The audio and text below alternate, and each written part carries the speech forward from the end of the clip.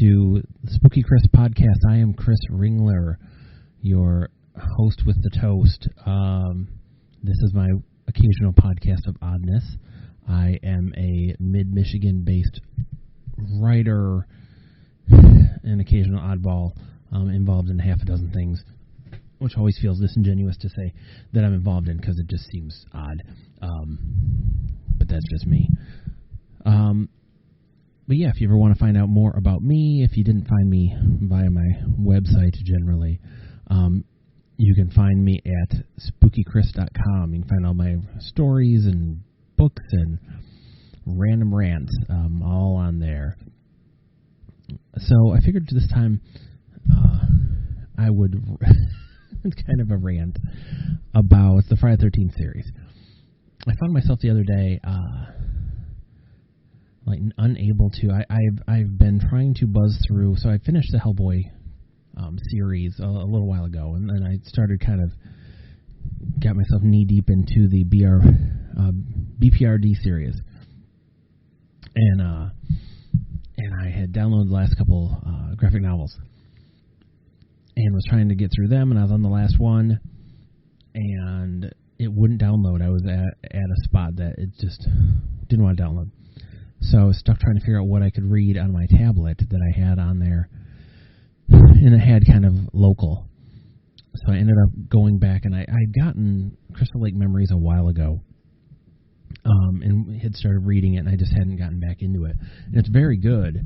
It's a hard book to get through because it's frustrating, because when you're like, no one wanted to be in the movies. No one wanted to direct the movies. It was just the producers didn't want to fund the movies. It gets frustrating as a fan because you're just like, man, why is everybody so angry or indifferent? So it's frustrating to read the book. It's very good though. It's really well done, and if you're a fan of the series, it's definitely recommended. But no, it's interesting. Friday the 13th series is interesting to me. As a fan of horror in general, I love, horror. So I love the Friday the 13th series. I love the Nightmare on Elm Street series to varying degrees. I love the Halloween series. I love most of the Chainsaw Massacre series. But it's interesting, and it kind of speaks to all of the series, but specifically Friday the 13th. It's interesting with Friday the 13th in that, all right, so when you think of horror, you think there are tons of talents out there, and we're not talking the expensive talents, the big names even. There are tons of passionate actors, writers, directors, makeup effects teams that love horror. In that, you get a series like Friday the 13th, it's a celebrity series, everybody knows the series. Now, especially reading the book, not everybody likes the series. And again, I get it. It is what it is. It's a popcorn series. It's not prestigious. And, everybody kind of gets hung up on prestige. They want their prestige projects, and they want to, which is, to me, that gets as much into ego as anything else, just because it's you could still be a, real good actor in a movie that's a popcorn movie. You can still be good. You don't have to dumb down your talent. That's your decision to do that. But it's funny that as much talent is out there, it's interesting the choices that Friday the 13th has made, the series, consistently go after, the least expensive things possible. I was, just reading about, the ideas for some of the movies, and then how much that gets pared back, because they're oh, God, we're not going to spend more than, $5 million on this movie. They'll be ridiculous. And the thing is that you can balance it. Is that, I certainly wouldn't spend a ton of money on Friday the 13th because it shouldn't need it.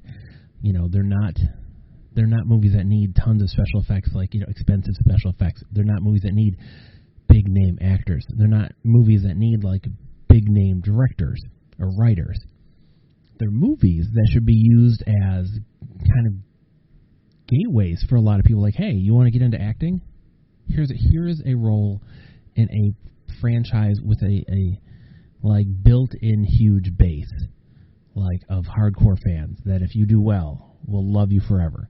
Like, here is a franchise that if you can, like, there's been enough movies that if you can make one stand out, you'll make your mark as a writer or a director. And again, I get it. Everybody wants to do their own thing. Everybody wants to be an auteur and make their own stuff. And I, as a writer, I totally get that.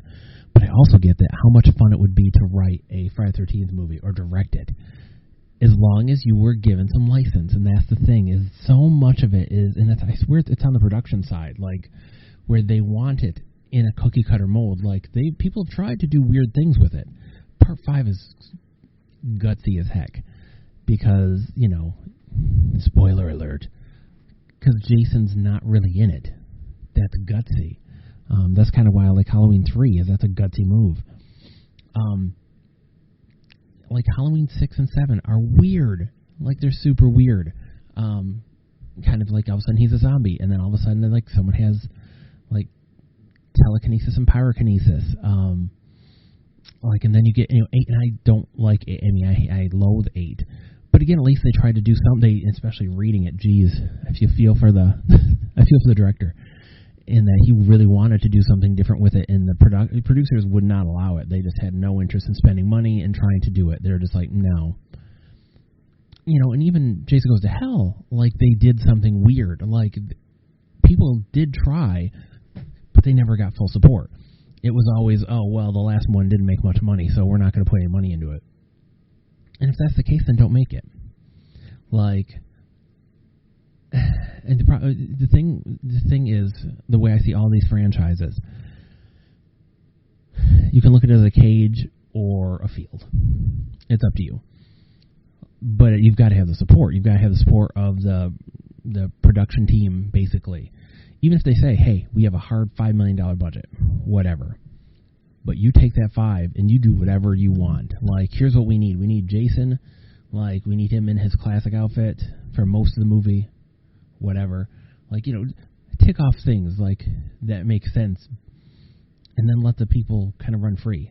You'll get a lot of crazy stuff. But, I mean, part of the fun of Freddy vs. Jason was that it was not like the other movies. That it did use wire work, and it was really weird. And, like, it's not perfect, but it's fun. Like, the newest Jason, the newest Friday the 13th, the remake, the reason I love it so much is that it's dark. It's a dark movie.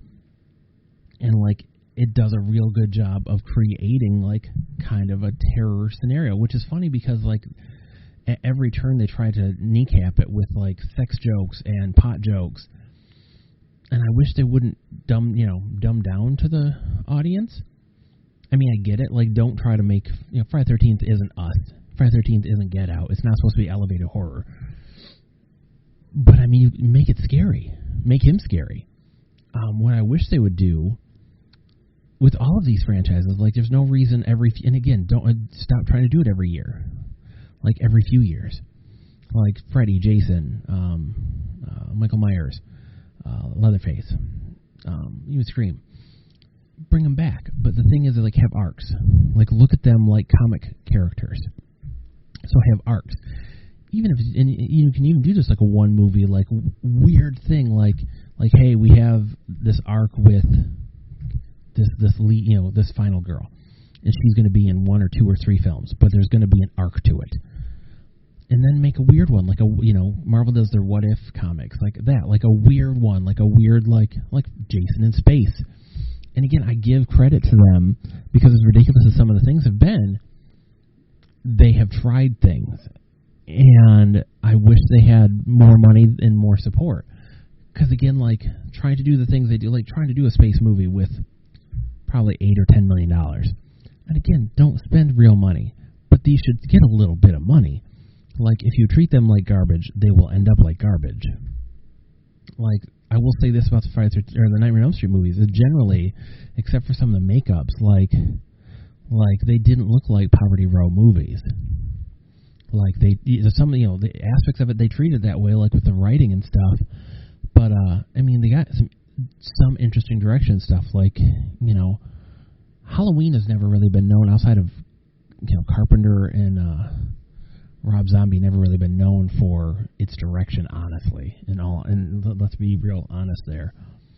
I mean, Carpenter was kind of set the tone, and everybody kind of tried to follow, other than Rob Zombie kind of did his own thing. And same thing with the Leatherface movies. Other than the first two, like, you know, that Tobe Hooper did, like, they're all kind of just aping him a little bit, or just kind of doing their own thing. But, I mean, imagine if they treated these characters with any kind of reverence. And, again, not like they're these classical characters that deserve all of this, you know, reverence per se, but just like actually treated them like characters. Like, hey, these characters have made you a lot of money. Fans love them. They rake in money on the merchandising, especially nowadays with like nerd culture and geek culture as big as it is. Like, they rake in money. So why not treat this stuff like, treat every Friday the 13th movie like an event movie? Like, treat it like, oh, you know, like this Friday the 13th, blah, blah, blah, Jason's back. You know what? Like, treat it like it's something, and not rushing out like they did every year. Like, oh, hey, we need another Friday the 13th movie. You have like 4 weeks to write it. You have another like 6 weeks to shoot it, and we need it in theaters within like 3 months. Like, it's just, they treated them like conveyor belt movies, and there's charm to them, and I like them. I mean, of all the slasher movies, I love them for whatever reason. They just kind of connected with me. But it's a shame. And again, there's so many good directors, so many good writers. Go after some writers that are like legit writers. I mean, again, go give Never No Street credit. They went after David Scow, so they like someone who's an up and coming splatter author back in the day. They went after him. Like, get some of these writers that have some kind of notoriety or acclaim. Get directors that are up and coming directors but that aren't A-listers yet. Like, and it's funny that Hollywood, like, I can't believe people don't want to take on that challenge. Like, just like, I want to return, you know, Jason to prominence. Like, that's why I kind of like the newest Halloween movies. That people that loved the original were like, I want to return it to, like, it being something fun and something special and something good.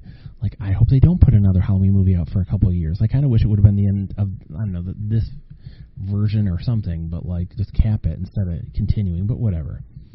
But give it a minute. Like, I don't know. It's weird how little regard horror gets, especially its franchises and, like, its cornerstone franchises. Like, when you look into the George Romero and what he went through trying to get his dead movies done. And it's hilarious because some of them were done during the Walking Dead era. And it's just like no one would give him the money, despite the fact that zombies were big again. And he was the guy that made zombies what they are today. It's interesting. It's interesting because it just doesn't make sense. As much money is poured into, like, bad A-list comedies and tepid, warmed over, like, really obvious dramas. And then you see what someone like Jordan Peele can do, and how much attention, like, well done, thoughtful horror films can get.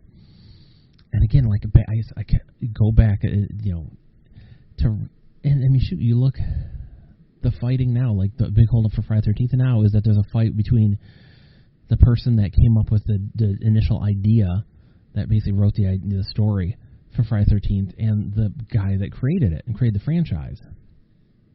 And it's just crazy. It's the craziest stuff. Like, it's a big enough property that people want the money. They want the greed aspect. They want it. They want that money. They want, but they don't want to give half a damn enough to make it something more than kind of poverty row horror, like, that people kind of get frustrated about. It's interesting. It's a bummer, too, for fans. And again, like, they would never be, like, the big kind of movies, but when you take characters like, Iron Man and some of these other Marvel characters, like Ant-Man, that were never A-list characters, and they made them A-list. They made them a big deal because they treated them well, and they treated them, like, with reverence and respect. It just makes you wonder what would happen if you treated, and hey, it may not make box office money, but you don't spend a ton, and then you make it on home video, on sales of physical releases, on the merchandise. I mean, just thinking of it, how much money they made on merchandise alone, I can't imagine. Because that's what the horror geeks and horror nerds do, is we want this stuff. We live this stuff.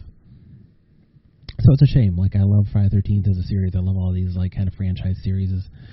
And it's a shame. Like, I have a lot of issues with the Saw series, but I give them this. Is that they treated the films and the character and the whole concept with respect and, reverence. And, like, not all of them are good. I mean, so none of them are terrible, but, like, it just kind of wore out its welcome. But it's one of those things like that. It wasn't them. I never got the impression, though, that they were like that they mailed it in, even when they were rushing those out once a year. Like they still didn't feel as poorly conceived as some of these Friday the 13th that ended up with, where they just kind of had grand ideas and then paired them back to, like, okay, so how many naked chicks can he kill? And how gory can we make it? And can we make sure to get it out by the next Friday the 13th? Okay, go do it.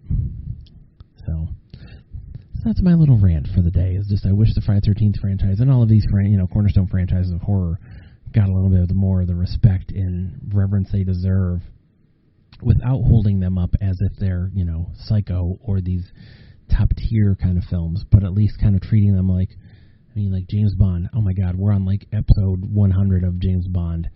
And those make money. I get it. You make the money, you get the money. But, like, how many times do we see James Bond running around and, like, screwing women and just, like, I don't know. So it's funny that people complain, like, it's just him killing people. Man, it's just him. James Bond did the same thing. He just gets laid. Like, whatever. So you be well, weird listener, and I'll be odd.